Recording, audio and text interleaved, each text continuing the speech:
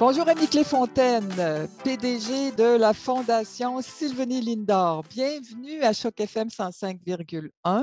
Merci de collaborer au projet Stop Racisme, donc initié par Choc FM 105,1, rendu possible grâce au gouvernement du Canada. Annie Cléfontaine, parlez-nous de la Fondation Sylvanie Lindor. Avant, je fais une parenthèse, toutes nos félicitations pour l'obtention du prix de la francophonie remis par le gouvernement de l'Ontario récemment. Félicitations à Mick.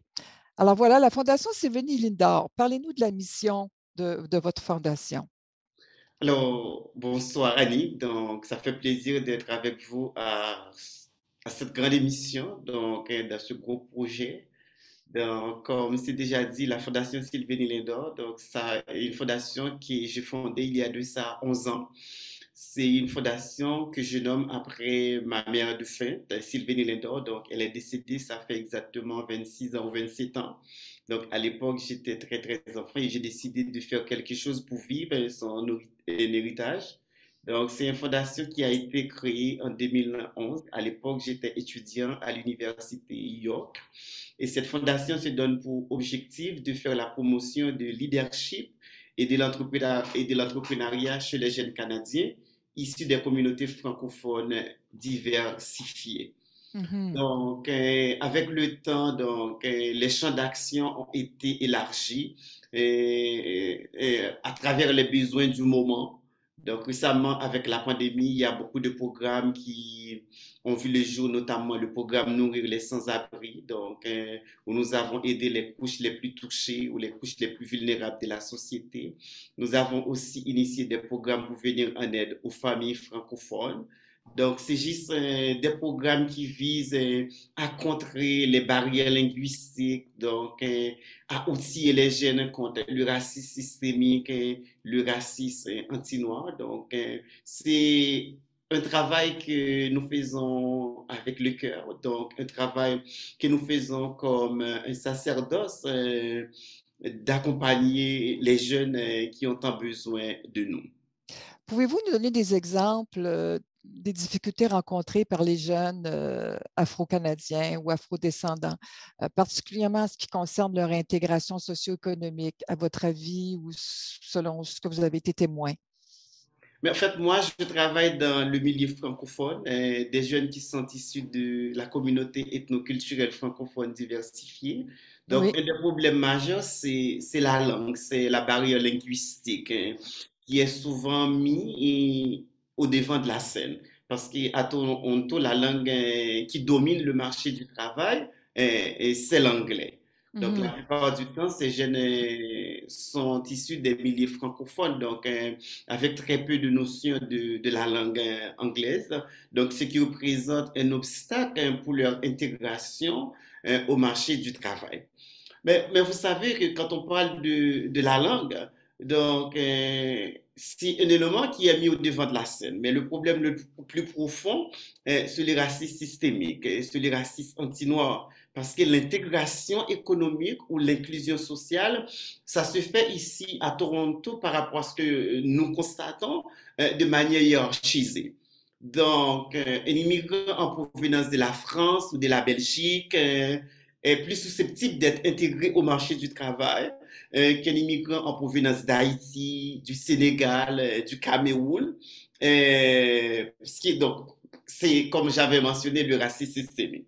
Mais Donc, pourquoi, Ami Clé, pourquoi les Européens, entre guillemets, blancs seraient favorisés?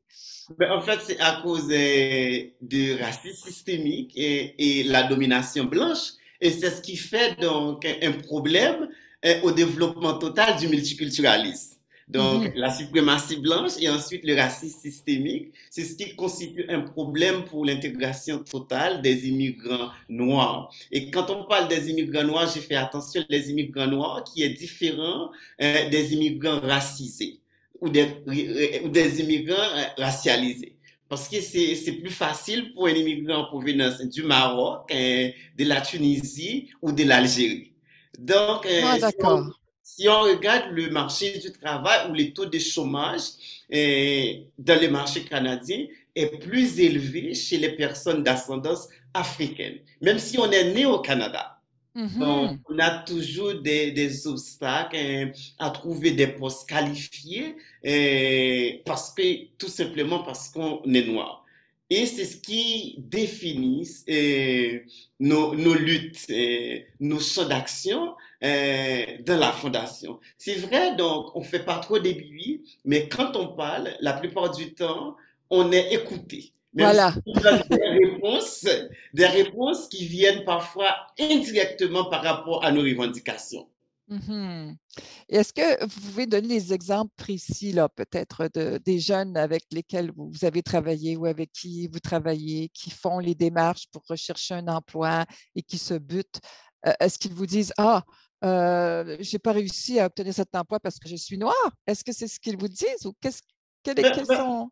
c'est difficile de vous donner un exemple direct parce que le racisme systémique ou le racisme anti-noir est très, très, très maquillé.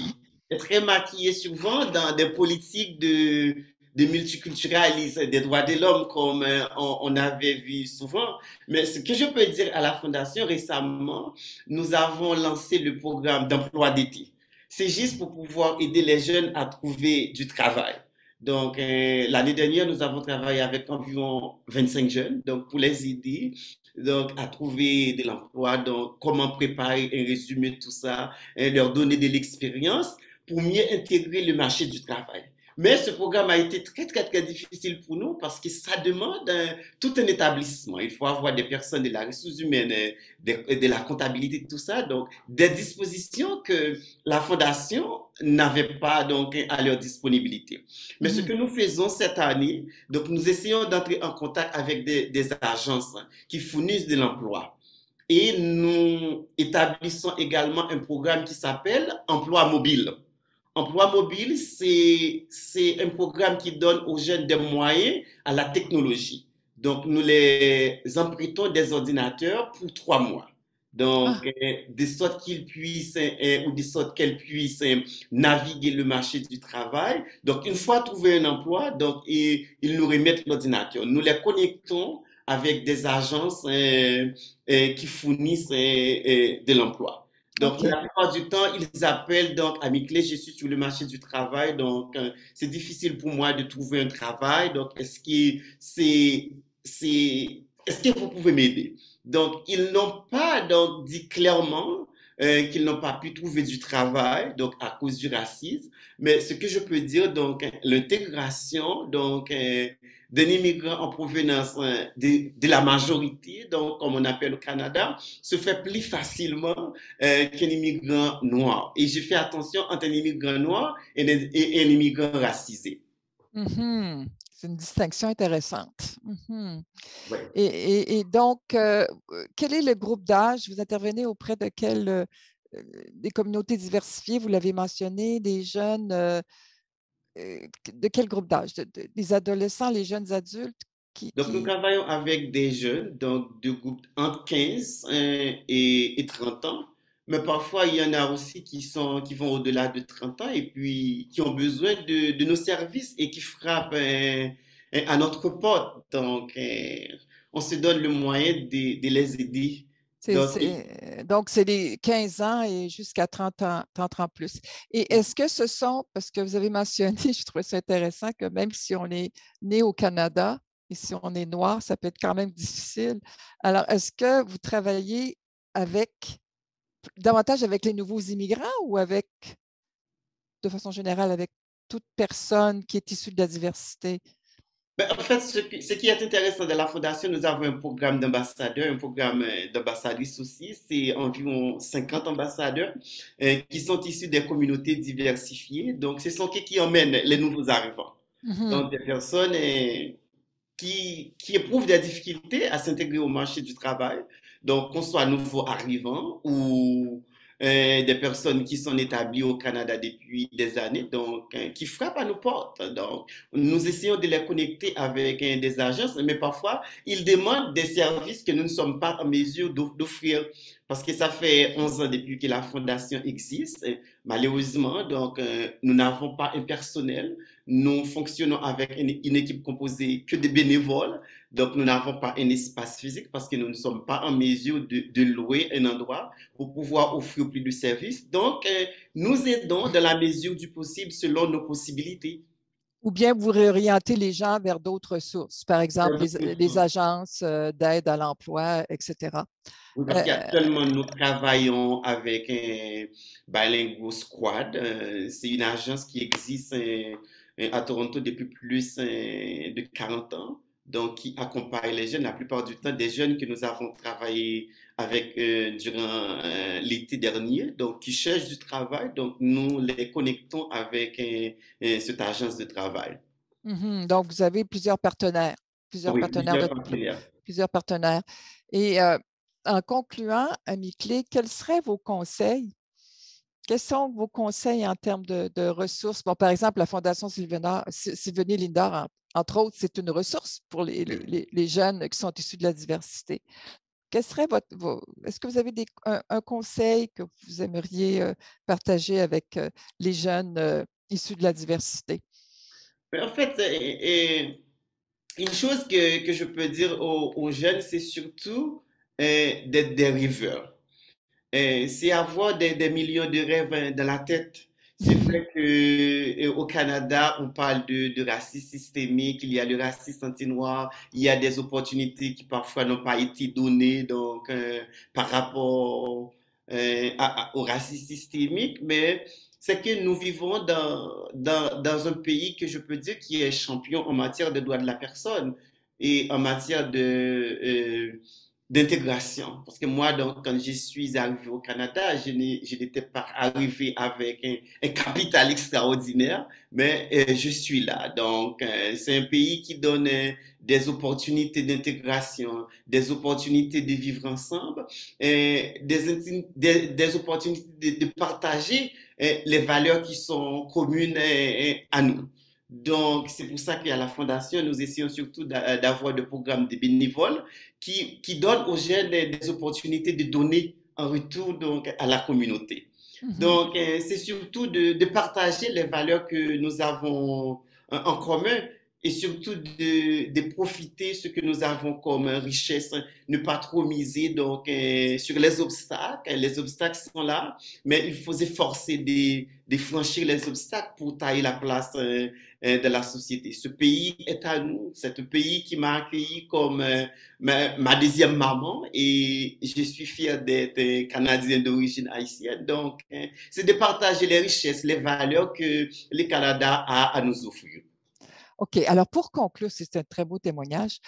Pour conclure, quels sont vos projets là, à court terme, moyen terme, la Fondation, Mais, par rapport au support, au soutien que vous pouvez accorder ou offrir aux jeunes, surtout parce que, bon, on est bientôt, ce sera la période estivale, les jeunes vont être à la recherche d'un emploi d'été. Est-ce que vous avez un programme ou des services spéciaux qui s'en viennent?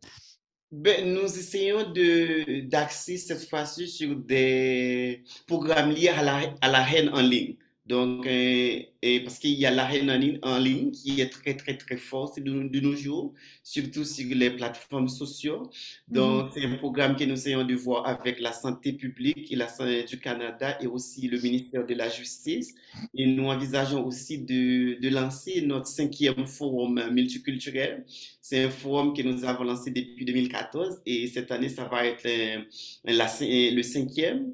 Donc, nous travaillons, il y a beaucoup de programmes qui sont en cours. Donc, nous envisageons aussi de lancer le programme Emploi mobile. C'est un programme qui vise à outiller les jeunes à travers la technologie pour mieux Mhm. intégrer le marché du travail. Parce que vous savez que beaucoup de centres d'emploi sont fermés à cause de la COVID, mais une fois que les jeunes ont accès à la technologie, avoir un tablette ou un ordinateur en main, donc, ils pourraient naviguer donc, le marché du travail. Donc, une fois trouvé du travail, ils pourraient retourner l'ordinateur. Donc, c'est un peu de ça.